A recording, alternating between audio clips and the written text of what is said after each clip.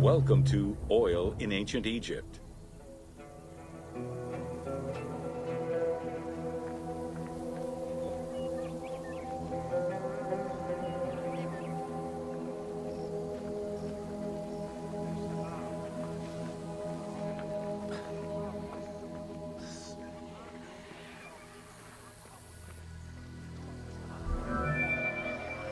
Castor, sesame, and moringa were the source of the most common oils in ancient Egypt.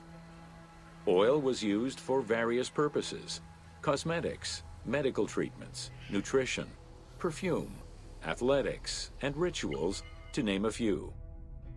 The team decided to use oil as an explosive to add more gameplay opportunities for the player.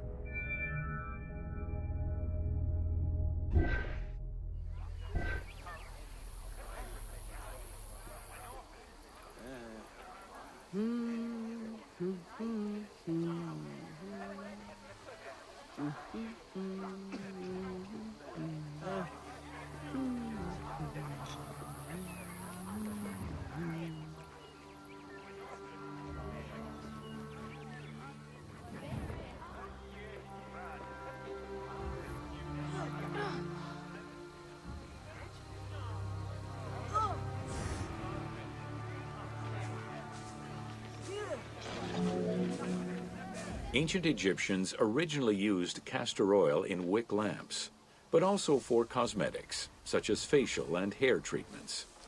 There is mention in some papyrus of castor oil being prescribed to treat constipation and help pregnant women. Castor beans were found in ancient Egyptian tombs as early as 4000 BCE. Castor oil was made by pressing the beans from the plant of the same name.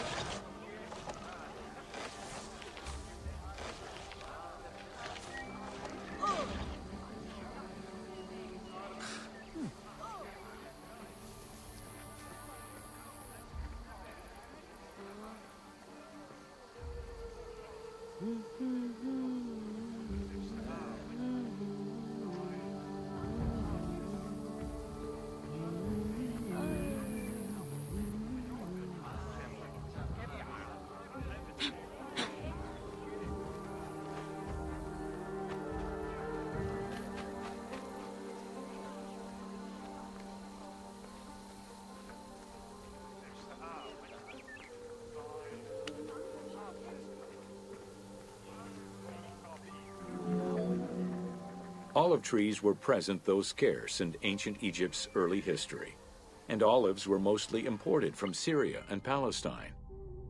Their use and cultivation remained uncommon until the mass arrival of Greek settlers during the reign of the Ptolemies, when demand increased sharply.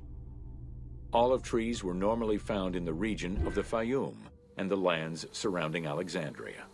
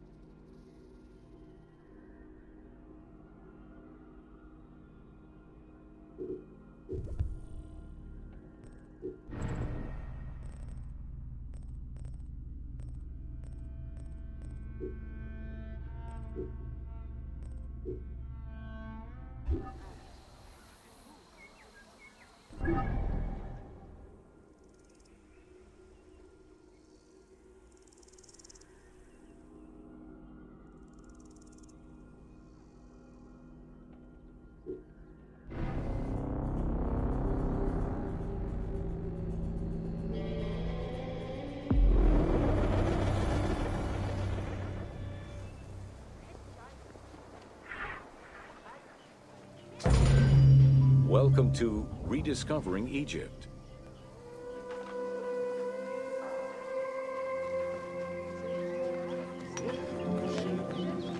In the 19th century, the increased intensity of tourism and excavations, as well as the outflow of antiquities to other countries, threatened Egypt's archaeological heritage.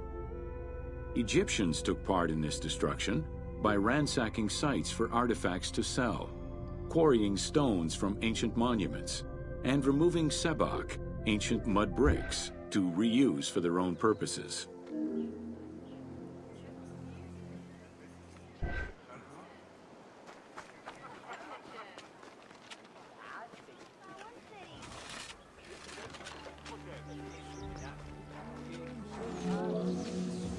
A major step in conserving Egypt's heritage was taken in 1858, when the Viceroy of Egypt created the Antiquities Service. Supported by a team of foreign scholars, Auguste Mariette exerted an iron grip on the service. He carried out his work across Egypt and into Nubia, intervening on almost every major site. Aware of the necessity of keeping unearthed artifacts in Egypt, Mariette requested a museum be created for that purpose in 1858. This museum was the ancestor of the Egyptian Museum.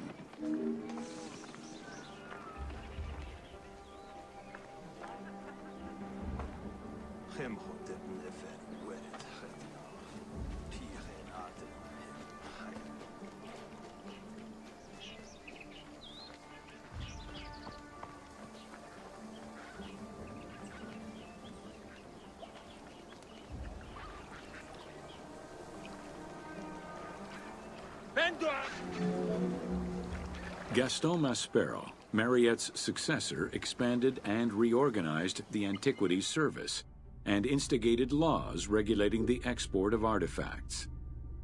French scholars ran the service until it passed into Egyptian hands in the 1950s. As of the mid-19th century, Egyptology was fast becoming a recognized discipline within both private institutions and learned societies.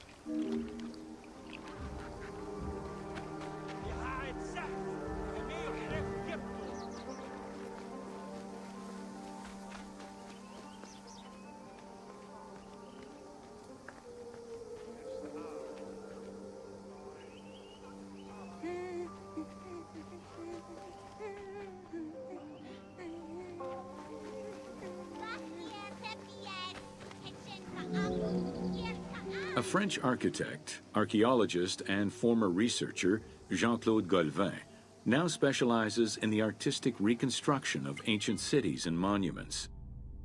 To date, he has created more than 800 drawings, which include 3 volumes focusing on the reconstitution of ancient Egypt. His work is exquisitely detailed and can be found in books and museums around the world.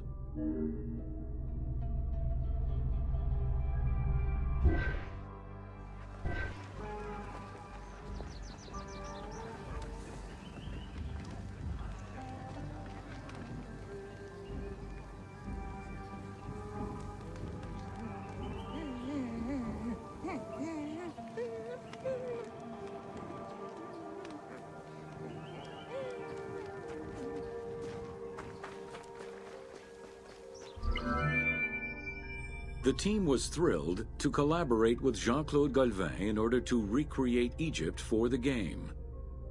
In the 19 exclusive watercolors he created for the team, Galvin used scientific data as the base and then extrapolated to provide a full interpretation of various locations and monuments in ancient Egypt. Both early sketches and fully rendered images were then used by the team as references while building the world of Assassin's Creed Origins.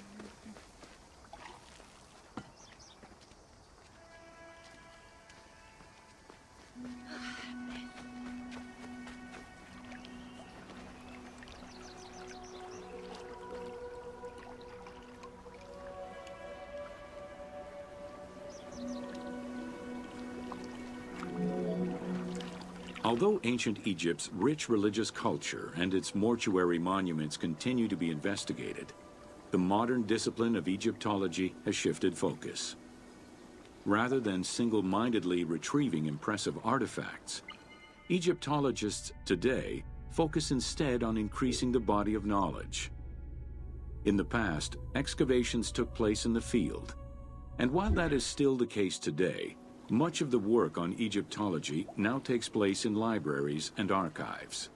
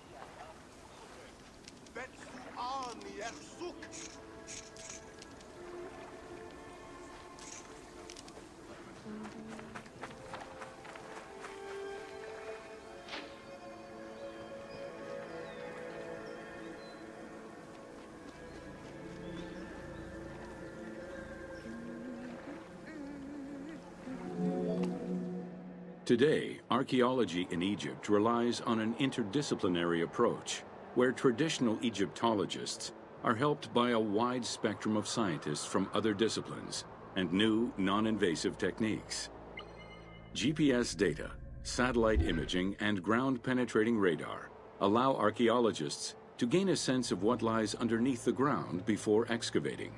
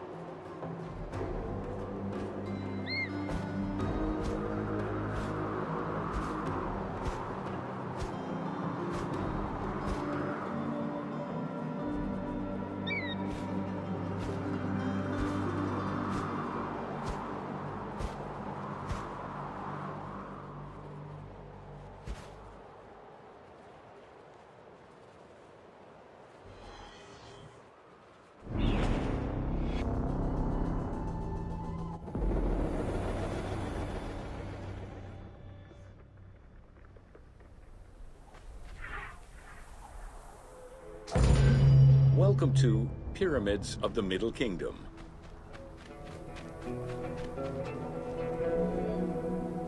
During the Middle Kingdom era, the powerful rulers of the 12th dynasty resumed the tradition of elaborate pyramidal tombs. For example, Amenemhat I built a funerary complex in Lisht, and Senusret II selected the Elahun site in the Fayum. Amenemhat II and Sesostris III, however, cast their favor towards Dashur. Amenemhat III built a pyramid there as well before moving to Hawara in the Fayum.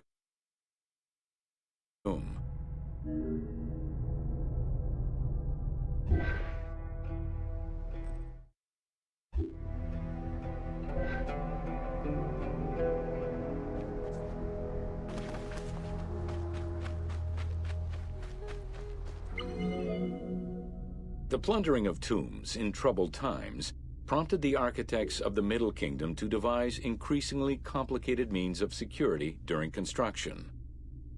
As such, while the architectural plans of the Hawara pyramid were simpler than the one at Dashur, the means used to protect it from looters were much more elaborate. Beyond the use of blind passages and concealed trapdoors, the architects relied on a system of stone slabs, which were slid into place at the end of construction. These massive stone slabs were meant to permanently block the passageways leading to the funerary chambers.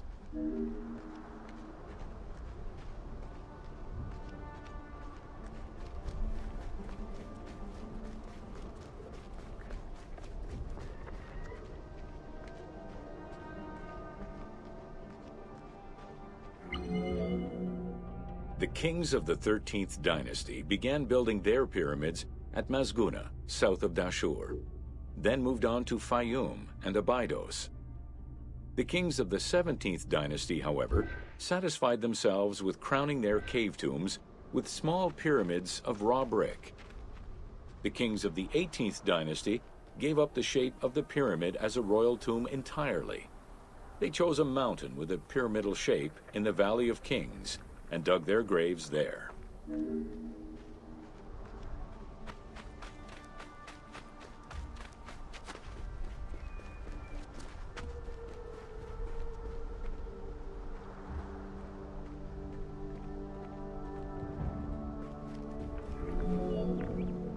It was not until the Nubian pharaohs of the 25th dynasty that kings were once again buried under pyramidal tombs.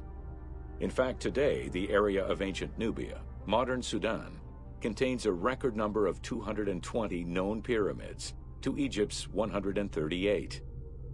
Despite their slow decline in use and quality, pyramids continued to fascinate all and sundry up to the Roman era. They remain to this day a symbol of the religious dedication of the pharaohs and the grandeur of ancient Egypt.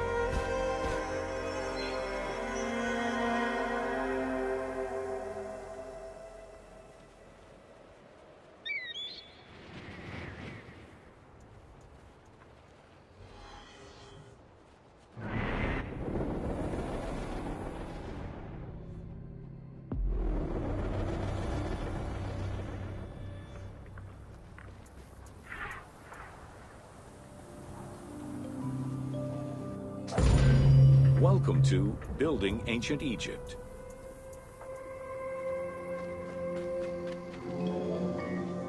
Constructed with bricks made of mud, most ancient Egyptian buildings were not permanent. Only religious temples and funerary monuments were meant to stand the ravages of time. For these very important structures, Egyptians used limestone, sandstone, and harder materials, such as granite, quartzite, and travertine. These heavy stone blocks were so prized that they were often transported from quarries located hundreds of kilometers away.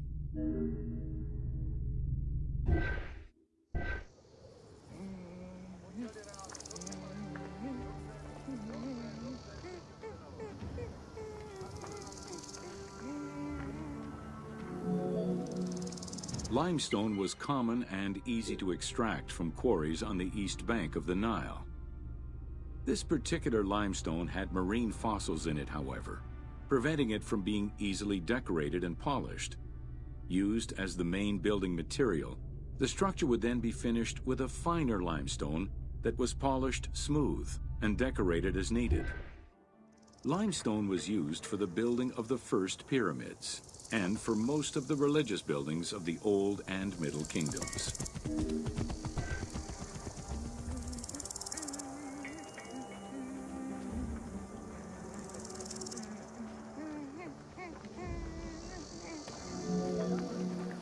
Ancient Egyptians preferred to use sedimentary rock beds or layers like sandstone and limestone because they were often easier to extract. The common method used to extract stone was the open pit quarry. Stonecutters would find quality stone, shape, and dig it out on site. Open pit quarries enabled many workers to work simultaneously on many blocks, which allowed for better productivity.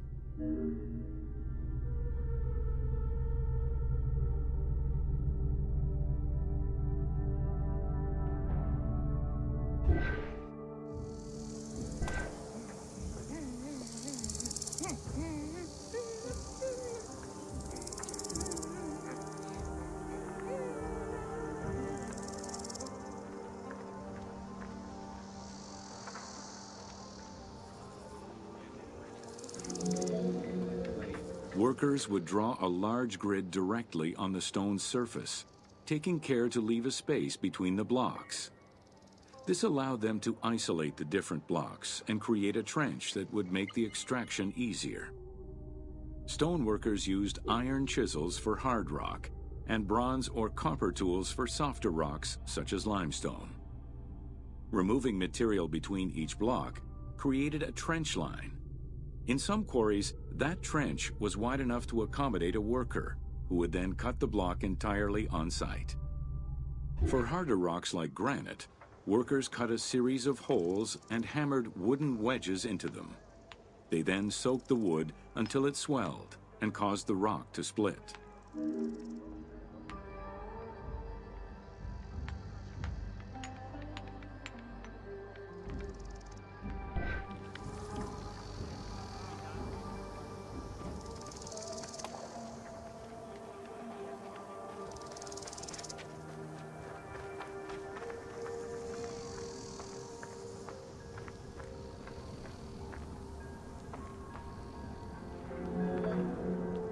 The gallery extraction technique was used when the desired rock was buried under layers of rubble. This method was often necessary in order to find the whiter and finer limestone required for a smoother finish. The first step was for the stoneworkers to create an access pit that would allow them to reach the desired wall of stone. Once a wall of quality stone was exposed, workers could then cut out smaller blocks. This pit required a descending platform. Designed like a stairway, it allowed them to free multiple galleries of blocks.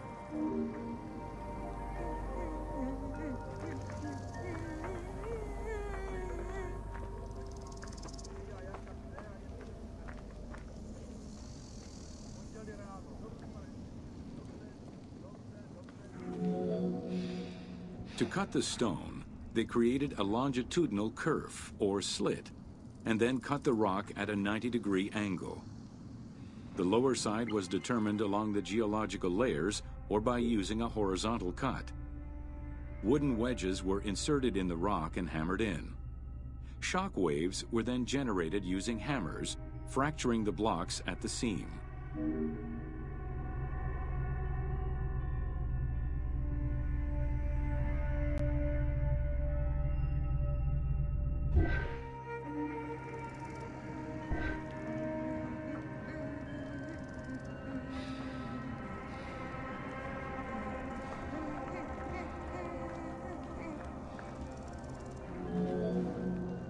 To maintain the stability of these mining pits over the course of quarrying, workers would leave support sections of unexcavated rock.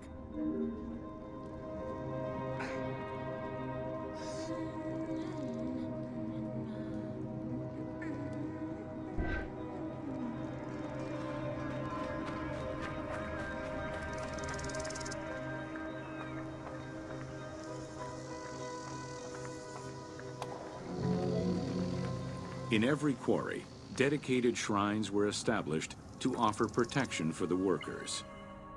In particular, Serket, the scorpion goddess, was considered a very powerful deity among quarry workers. Every mine and quarry of ancient Egypt included a scorpion charmer who was said to use magical powers to ward off the dangerous insects and keep the workers safe.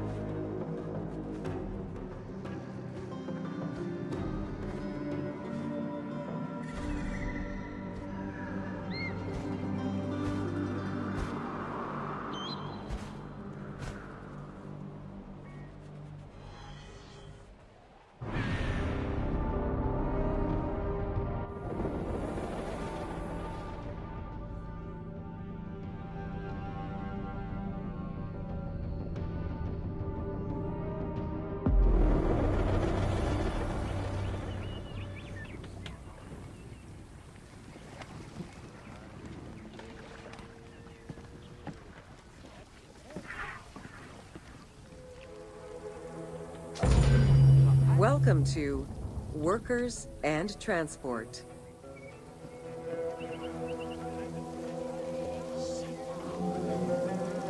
Whether workers were employed for the pyramid construction or at the quarries, the government supplied food and housing. Workers for the pyramids and royal necropolises were housed in more permanent villages, such as the famous Deir el-Medina. Quarry workers had more temporary lodgings. All skill levels were needed and utilized, from basic work hands to prepare the gypsum, to brickmakers and sand carriers, to skilled stonemasons to shape the blocks.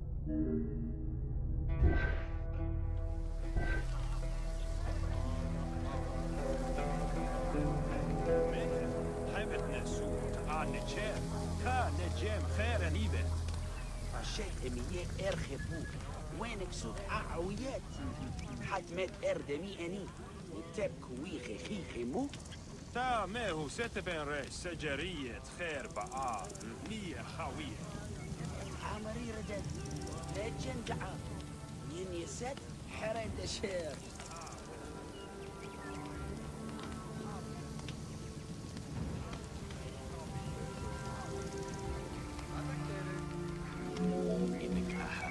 Skilled architects and engineers were employed year-round, while support labor were often farmers who worked on the quarries or construction during the Nile's flood season.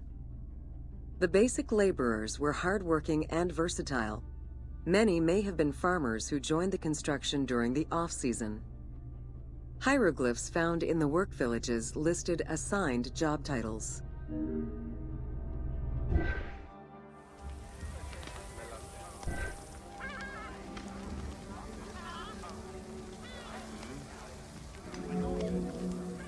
Archaeological research shows that no food was stored or prepared on site, but instead workers received abundant rations of bread, beer, and meat. These rations were taken care of by an administration outside the village. Medical treatment was also available for those who were injured.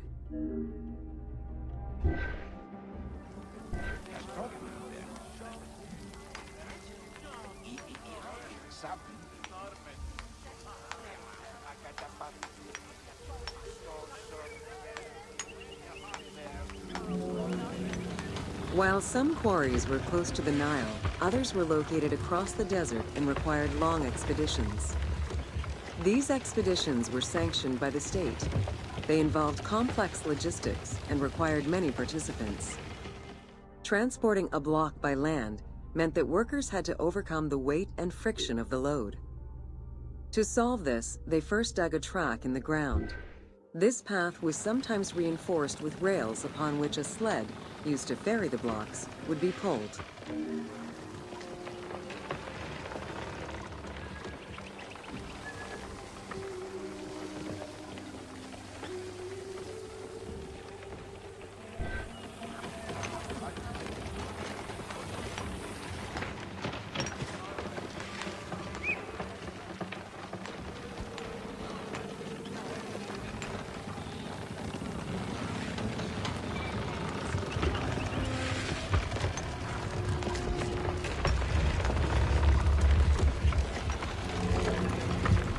Whenever possible, blocks were toppled from a higher elevation onto the sled.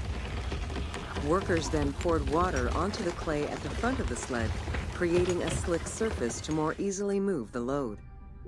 It wasn't until the New Kingdom that animals were used to tow the burden.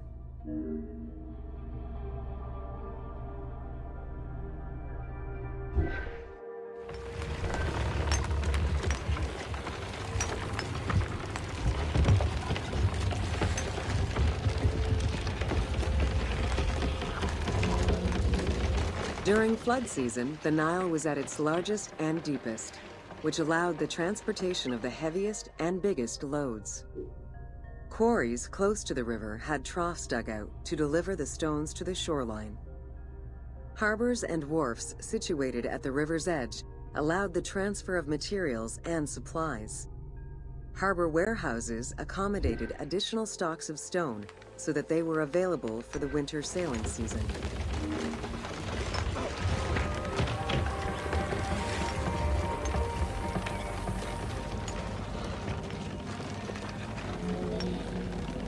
The Wadi al-Jarf papyri detail a limestone load intended for the Khufu pyramid that weighed in at 70 to 80 tons, or 30 blocks. One papyrus is a fragment from a foreman's notes taken while working on the Great Pyramid. It details the transportation of limestone blocks from the Tura quarries to the construction site of the pyramid. The other papyri are shipping logs containing archives of the sailors assigned to sail the Red Sea and the Nile.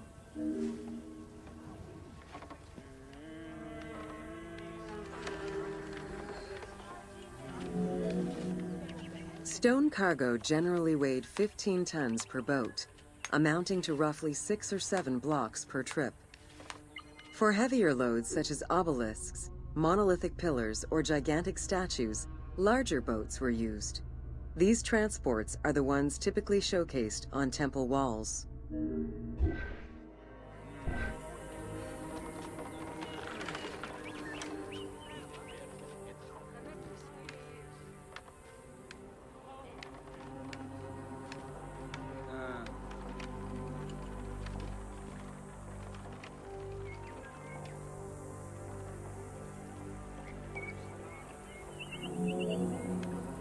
River transportation was the most efficient way to ferry stone blocks between the quarry and the construction site.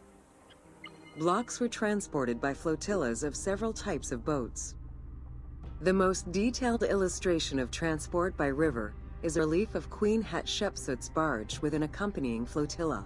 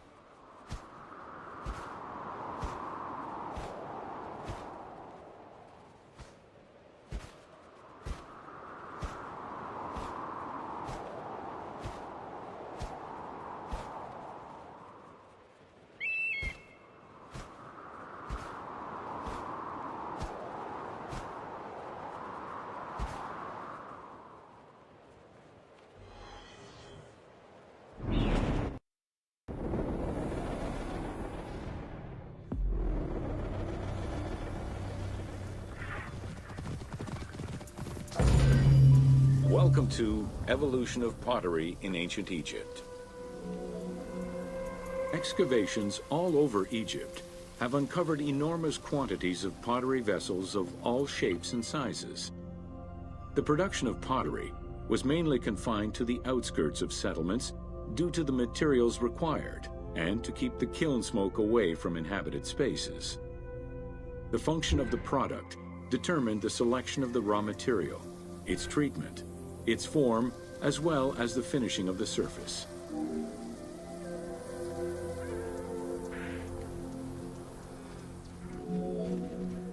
Pottery was essential to ancient Egyptians' daily lives. It was used in all aspects of life, from the storage of grains and liquids to containers within the tombs of necropolises. The most common pottery was made from Nile silt that resulted in a reddish-brown clay. Limestone clay, which made for more attractive pottery, was only found in Upper Egypt.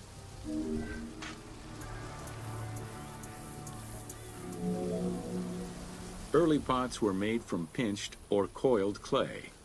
Chopped straw, ashes, and other minerals were added, and the mixture was then smoothed and decorated before being put in the oven.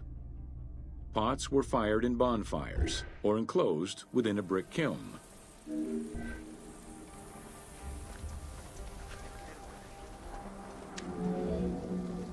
The potter's wheel was utilized during the Old Kingdom. Pottery became smoother and more polished, similar to river stones. It was decorated primarily in red pigment, with the black color achieved by exposing it to smoke. Pottery workshops were attached to palaces or temples, and around the late period, specialized workshops began to appear.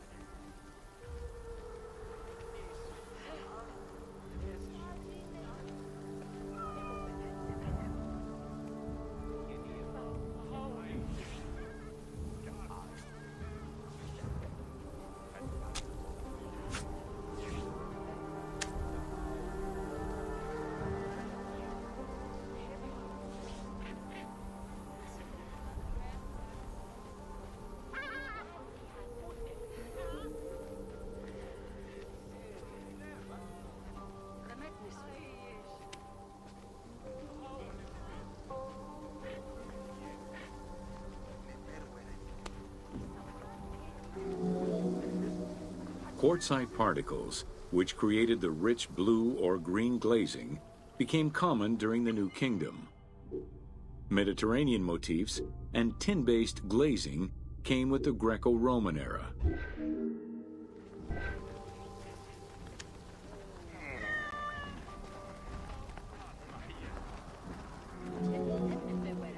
Potsherds could be found anywhere and were the most common canvas for writing or drawing, in comparison to the more expensive papyrus sheets.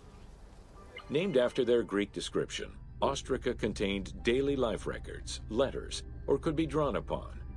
Artists drew sketches for temples and tombs, or simply for leisure.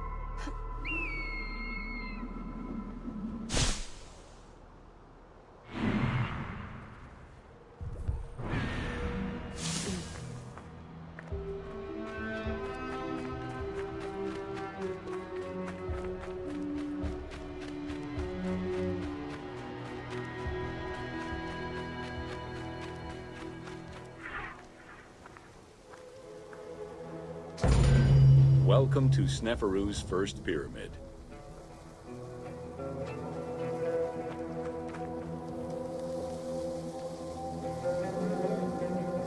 With the long reign of Sneferu, the first king of the 4th dynasty, the most brilliant and creative period began for the construction of funerary monuments in Egypt. Funerary monument design moved from the step pyramid to the smooth-faced pyramid, testament to the evolution of the practices of construction. The first attempt at this design was the Pyramid of Meidum.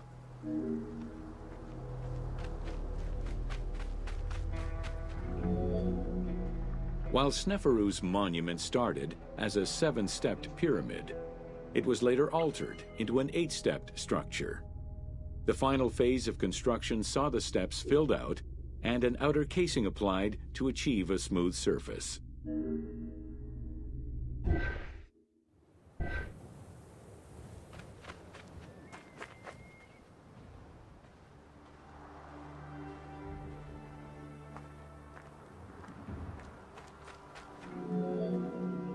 The smooth dressing of the walls did not provide sufficient bonding, however, and the outer casing did not rest on sound foundations. As a result, the bases of the 4 outer buttress walls gave way, causing the walls to slide down and collapse. While the Meidum Pyramid was abandoned due to design flaws, it showcased other innovations that would impact all future pyramid designs.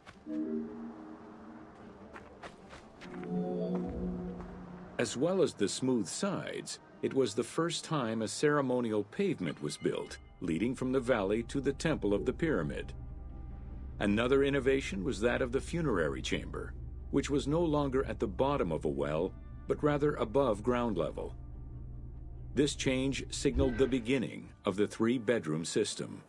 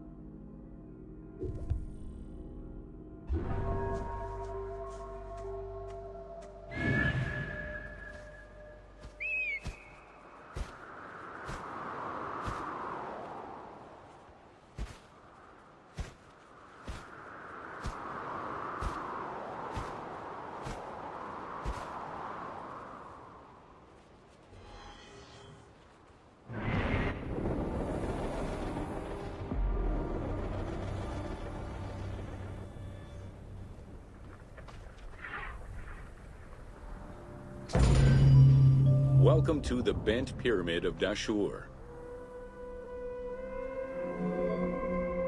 After the construction of the Meidum Pyramid failed, Sneferu transferred his residence and the official necropolis to Dashur. There he began construction on his second attempt at a funerary monument. The resulting structure, known as the Bent Pyramid, is the only one of its shape in Egypt.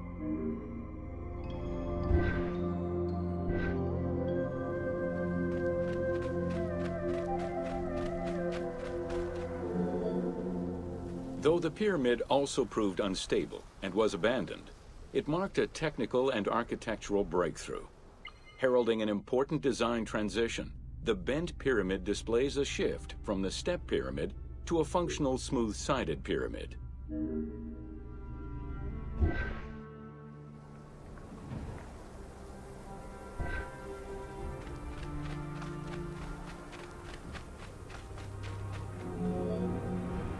The Bent Pyramid was unique in having 2 separate entrances, one on the northern face and another on the western face.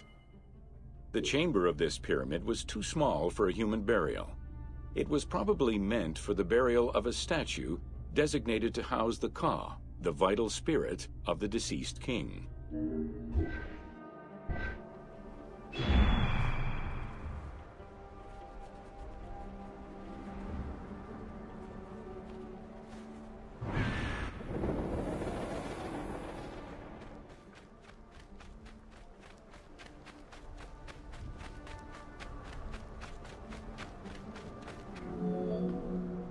With the Bent Pyramid, architects successfully experimented with a completely new idea: to build the pyramid with a core of huge stones settled on a progressive horizontal design. This way, each construction phase could be completed in a single stage, allowing the architect complete control over every design element.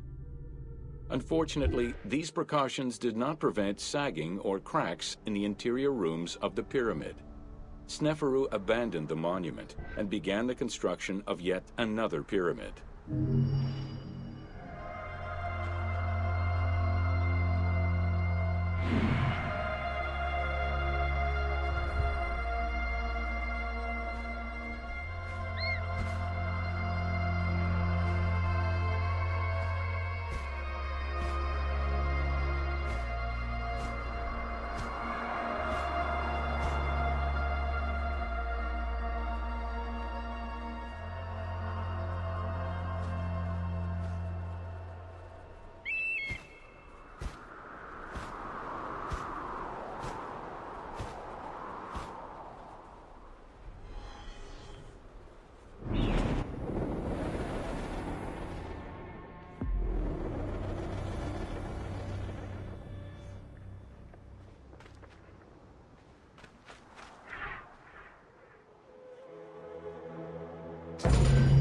Welcome to the Red Pyramid of Dashur.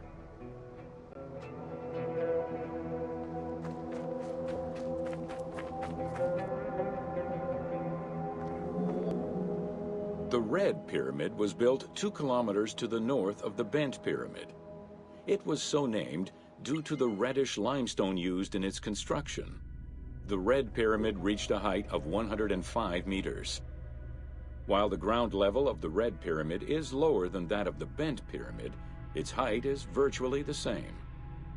The task of making the pyramid a geometrical, true flat-face pyramid brought about yet another new design concept: the use of casing blocks.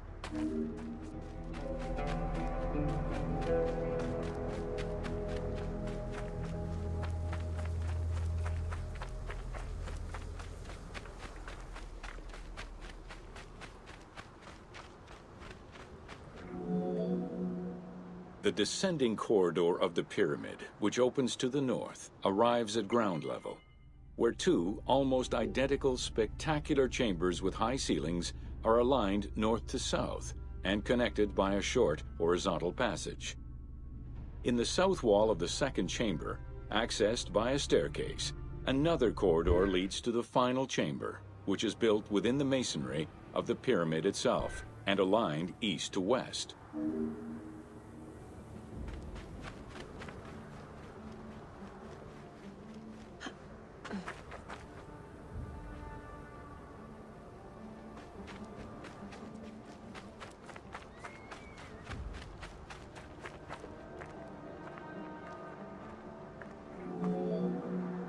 The annexes of the Red Pyramid consist of a small funerary temple located to the east.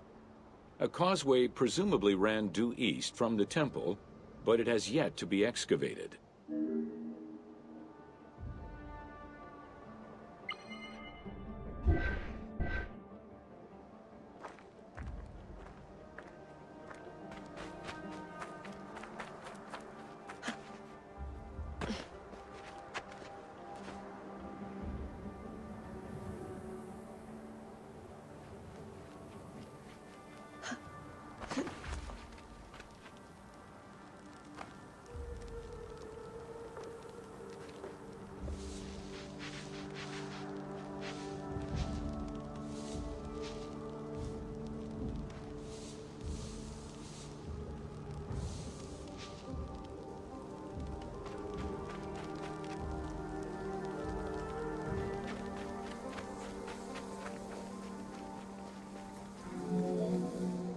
The Red Pyramid was structurally sound, and once finished, marked a remarkable design milestone.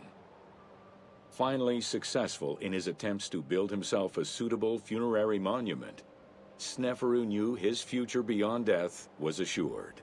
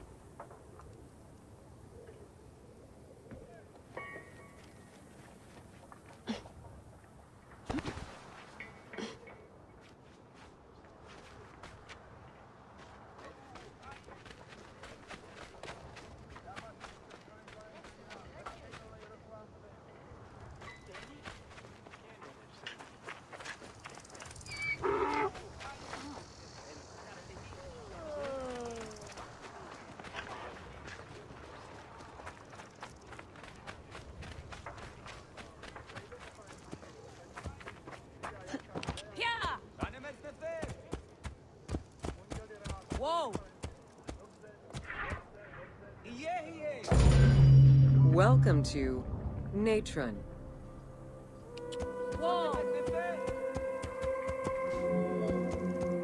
Natron is a colorless salt that was used by ancient Egyptians for food preservation, cleansing products, and glassmaking. It was also used in the mummification process.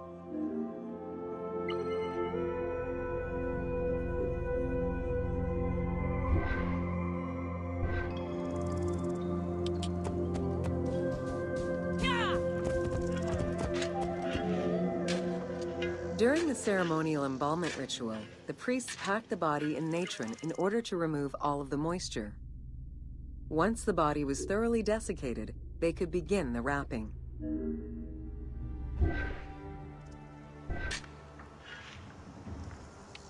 Whoa!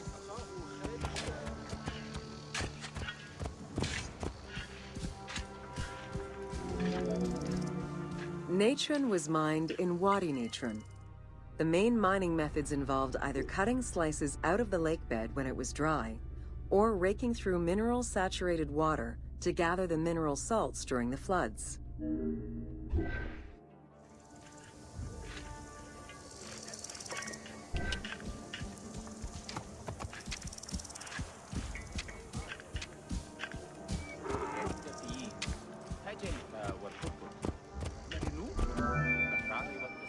Both techniques are still used today and inspired the team in their recreation of the mines located in the mountains northwest of Memphis.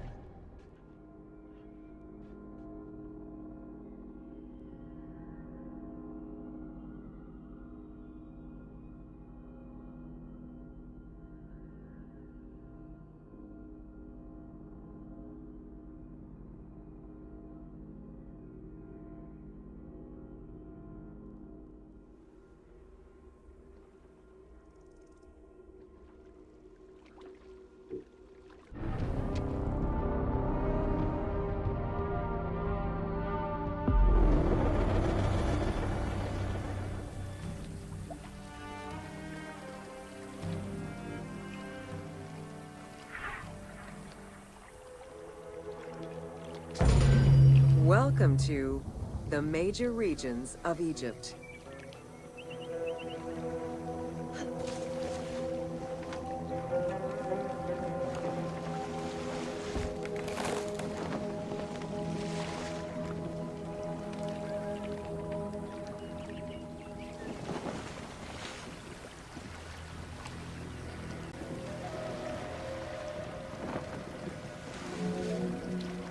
Life in ancient Egypt was concentrated along the shores of the Nile and divided into two regions. Lower Egypt was situated on the Nile Delta near the Mediterranean, and Upper Egypt was at the south reaching into Africa. Due to its proximity to the Mediterranean, temperatures in Lower Egypt were less extreme than in Upper Egypt.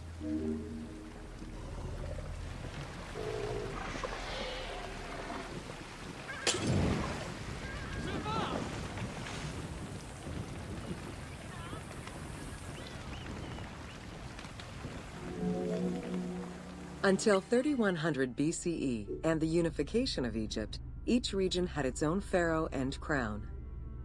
Lower Egypt's crown was red and marked with symbols of papyrus and bees.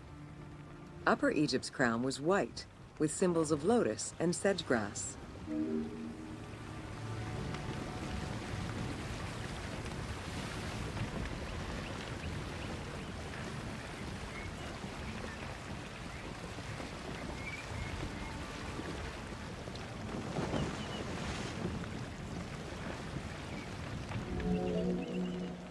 Both regions had competing major cities, most notably Memphis in Lower Egypt and Thebes in Upper Egypt. There were different religious cults in both regions, each worshipping their own major gods.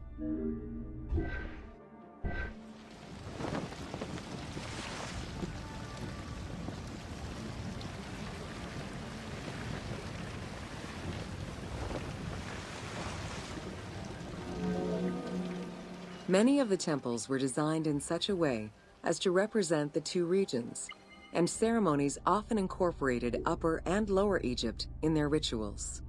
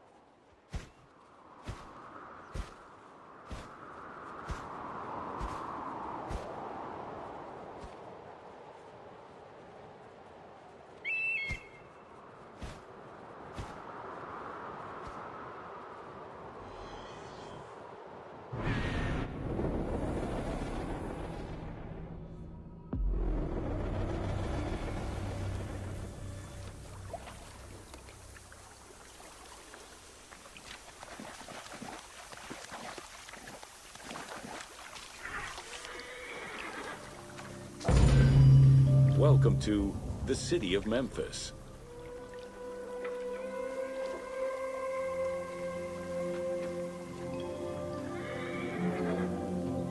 Throughout all ancient Egyptian periods, cities had one thing in common.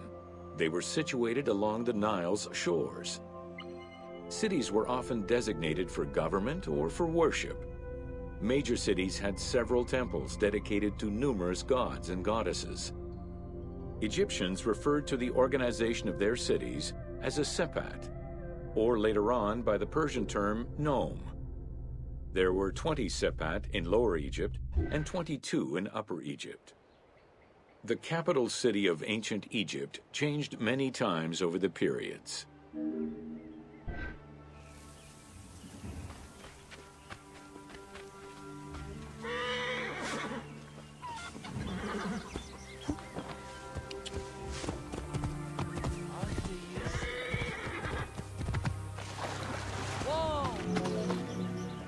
One of the largest was Memphis, located in Lower Egypt. It was a key center for religious temples, including their most important deity, Ptah, god of creation. Thebes, located in Upper Egypt, competed with Memphis and featured as both a political and a religious center. Two important temples, Luxor and Karnak, were built there. A minor capital of the Sayyid dynasty was the city of Sais. This was the last native Egyptian capital of Egypt.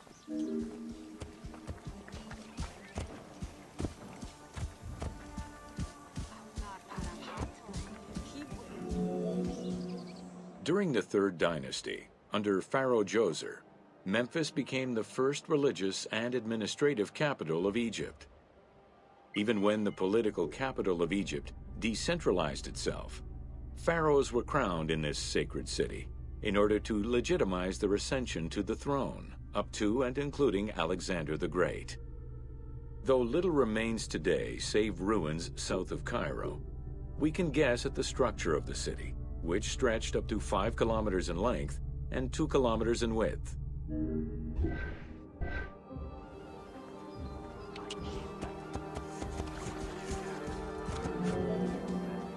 Memphis was also referred to as the City with the 100 Doors, or the White Walls. These names were in reference to the wall which surrounded the city. Under the protection of Ptah, god of craftsmen, the city was a thriving religious and economic hub.